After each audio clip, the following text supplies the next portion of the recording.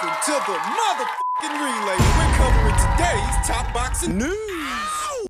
Okay, we'll start with this. A disgruntled Claressa Shields fan in the comments of my last video who said you really have an agenda against Claressa. What's the difference between Stevie Morgan and Vanessa LePage Joannese? Wait, are you comparing them? Amanda and Claressa both got knockouts against nondescript opponents. Yeah, but Clarissa's opponent was supposed to be a champion. On the live show, you could see the sadness in your face when Claressa got the knockout. Yeah, because I knew what people would say afterwards, and I knew that it was a bad advertisement for the sport. So let's put our cards on the table, gentlemen. Mr. MT, you just compared Stevie Morgan to Vanessa Joannese, when Stevie Morgan would never win a belt at 140 pounds. Nope. Or 147. Nope. Or anywhere around there. But Vanessa Joannese did. She did it heavyweight. Why? Because the talent pool is shallow at heavyweight. So shallow that a fighter no more skilled than Stevie Morgan, who you just compared her to, could see herself becoming a champion there where Stevie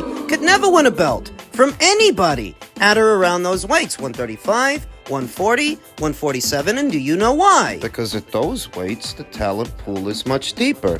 To win a belt at 135, she'd have to fight Rhiannon Dixon, Carolyn Dubois, an Olympian, Beatrice Faraver, an Olympian, Katie Taylor, an Olympian. And it's the same at 140. The comparison facilitates the point I was making, that the talent pool is a lot deeper the lower you go, and a fighter like Stevie Morgan doesn't stand a chance of winning a belt, whereas a fighter no more skilled than Stevie Morgan could win a belt at heavyweight because there's virtually no one up there. So when Claressa beats her, that's hardly the same thing as moving up in weight and taking on Chantel Cameron, or Amanda Serrano moving up in weight and taking on Katie Taylor. Your problem is you want me to act like it's the same thing. When Amanda Serrano beat Stevie Morgan, no one treated it like it was some monumental achievement, a monumental event, like what they're doing with Claressa. And to you, Vanessa and Stevie are cut from the same cloth. So why are we supposed to be over the moon that Claressa beat her? Why? Or that Claressa knocked her out? Stevie Morgan fight got made. You know what I said? What? I said that's a stay busy fight. No more, no less. If you are now likening Vanessa Joannese to Stevie Morgan, then what does that say? I saw Rick Ramos's reaction to the fight. Rick Ramos, who's long been a supporter of women's boxing, trained a woman boxer, an undisputed champion himself, and he asked, how many terrible fighters can you keep fighting?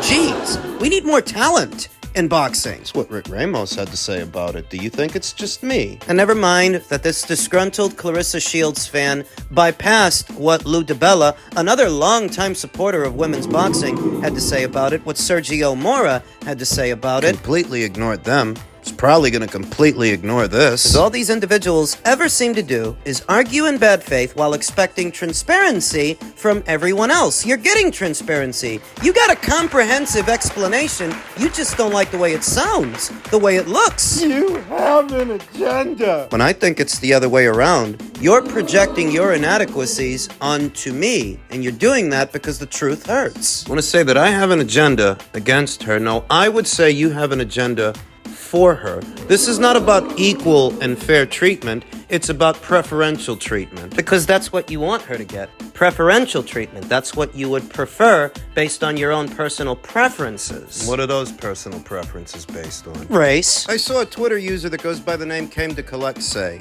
racist bums who hate on the dark-skinned champs are just haters. Same dumb shit because they're lonely and weak. You would have to be very naive to think that you're actually talking boxing and your conversation is about boxing when conversing with these guys. What talking points may arise, no matter how salient or fact-based they might be, facts are not what motivate these guys. Goes in one ear and out the other. And many of them don't even actually watch women's boxing. I wonder if any of them actually watch Claressa Shields, because what's motivating them really isn't boxing. And you can see that. Got a very similar comment from a guy who goes by the name T'Challa Kemble. Apparently in his own mind, he hails from Wakanda. Oh. Bring IQ. The black girls must have bullied you in school growing up. Always hating like you ain't black yourself, no matter how much you might deny that. Stop. I didn't know this was about me. Please and respect the quote. Like I said, no matter how many talking points are raised, however salient and fact-based they might be, to these guys, they go in one ear and out the other. Why? Because what they want is for me and you to give Clarissa the same preferential treatment they give her. It's not enough that they give her that preferential treatment. They demand that me and you do the same thing. And if we don't, we have to be bigots and racists and all these awful things. The way a conversation often devolves into ad hominem attacks because they can't counter the points that are being made. Now, let's be honest. These guys don't watch Amanda Serrano, they don't watch Katie Taylor, and they don't keep up with the sport of women's boxing. They're just arrogant enough to think that they can argue about something they know nothing about. These guys are that full of themselves. They think they can do this and we're just all supposed to go along with it. I've done the legwork. I've done the research. You haven't. You don't. You're just so full of yourself, you think you can lay that tired old guilt trip and everybody's gonna fall in line. If the fighter that Clarissa Shields fought on Saturday is anything like Stevie Morgan, you've made my point for me. Stevie Morgan ain't winning a belt at 140 from nobody, but Vanessa did, because where Vanessa fights, The talent pool is paper thin. and what you want everybody to do is turn a blind eye to that based on your own personal preferences. Because it's not enough that you give Clarissa preferential treatment, you demand that everybody else do the same thing. I'm not gonna spare your feelings or hers. The hell kind of party do you think this is? Clarissa's not getting any more scrutiny than I give any other female or male fighter. But you're not after fairness or equality. What you want is preferential treatment. You better go to a spa. If what you want is to be cuddled and pampered and rubbed the right way, You better go to a spa. babied, and God forbid that you should ever hear something that you don't agree with, go to Burger King if you want it your way. Because this is Ring IQ. I'm gonna pour you a warm glass of milk and rub your belly. You can feel good about yourself. What am I, your mother? The fact is, you don't care what the facts are, but other people do, and that's what they base their evaluation of things on. Unlike you. You can rate her number 1, 2, 3, and 4 if you like. Won't see me losing any sleep over it. Who you've got on a pound-for-pound list and where you rate them is between you and God. Keep me out of it. But if you want to know what I think, and you're here, so I'll assume that you do, what I think is what most people in the industry think. That the talent pool up there at those weights is paper thin, and the real talent in women's boxing is at the lower weights. In men's junior middleweight news, ahead of this weekend's mega match, trainer Joel Diaz, Israel Madrimov is very confident for the Terence Crawford fight. It's come full circle for trainer Joel Diaz inside the walls of his accomplished Indio, California gym, from the burst of seeing the amazing talent of a young Terence Crawford to the plotting of Crawford's demise with Diaz's junior middleweight champion Israel Madrimov. It's a very tough task. Terence Crawford is the best fighter pound for pound and very well-rounded. It's an honor to work on a plan to beat him. We have a good strategy with a good fighter, Diaz told Pro Box TV. 3-division champion Terence Crawford, 40-0 with 31 KOs, is seeking a 4th division title against World Boxing Association champion Madrimov in Saturday's main event at the BMO Stadium in LA. And the victory has the potential to propel Crawford towards a date with 4-division champion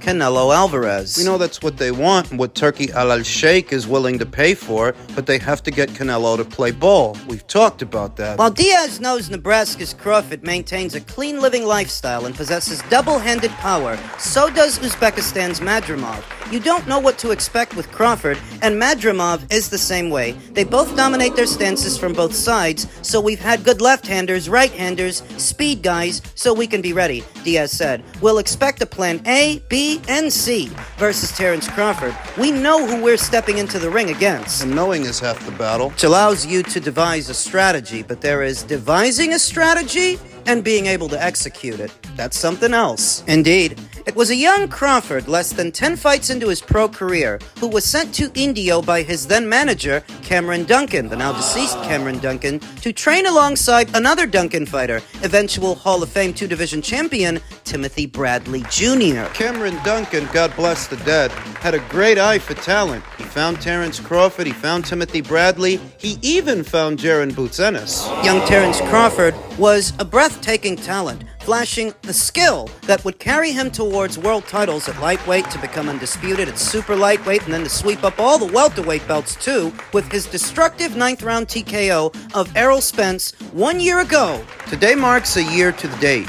Terence Crawford's lopsided destruction of Errol Spence Jr. that I told you would be lopsided, and how not just that fight, but that entire fight week, Inouye versus Fulton, Crawford versus Spence. It was a crucial turning point as it heralded the end of several narratives that were propped up over the years. Terence Crawford claiming supremacy over the welterweight division. Now, Diaz has also seen Madrimov's rise as an accomplished amateur with more than 300 bouts who wanted to make his pro debut against then 154-pound champion Jaime Munguia. Remember, Jaime used to be WBO champion at middleweight. He's been 100% disciplined. He makes his opponents uncomfortable, and it's not going to be easy for Crawford, Diaz said. Israel is very confident. Crawford also turns 37 in September, and Madrimov walks around close to 175 pounds. So there's age and size disadvantages for the accomplished champion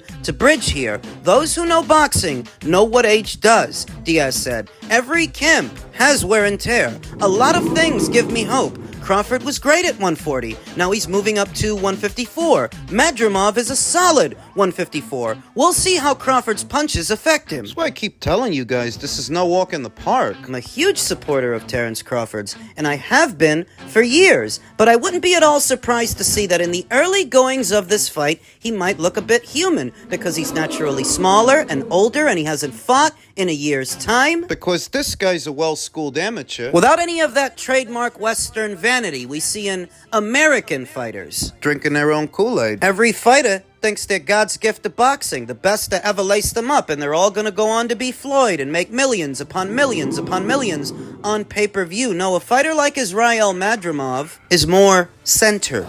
Not dissimilar from what you see in his old buddy, Dmitry Bivol. Pulled a very big upset on Canelo Alvarez. Is Israel Madrimov about to do the same thing this weekend? Some point to the number of fights that Israel has, that he doesn't have that many professional bouts, though at the same time, having so few and having become a champion so fast in so few professional bouts, that tells you about his amateur experience, where he is. The guy's good. Israel's given me a lot of hopes he'll come out victorious, Diaz said. Diaz spoke of Madrimov's supreme athleticism. He's a former gymnast who can also wrestle and fight in martial arts. He gets stronger each round, Diaz said. He's really smart and has a killer instinct. Reflecting on Diaz's appearance, Pro Box TV's Deep Waters analyst Paulie Malignaggi said, Joel Diaz knows how to bring the best out of a fighter. The threat of Madrimov is real. Fellow analyst Chris Algieri calls Madrimov a tough out. I've seen some people try to call Israel Madrimov a cherry pick, and these are people that don't know the ball from the bounce. They really don't, because if you've seen this guy in action, you can see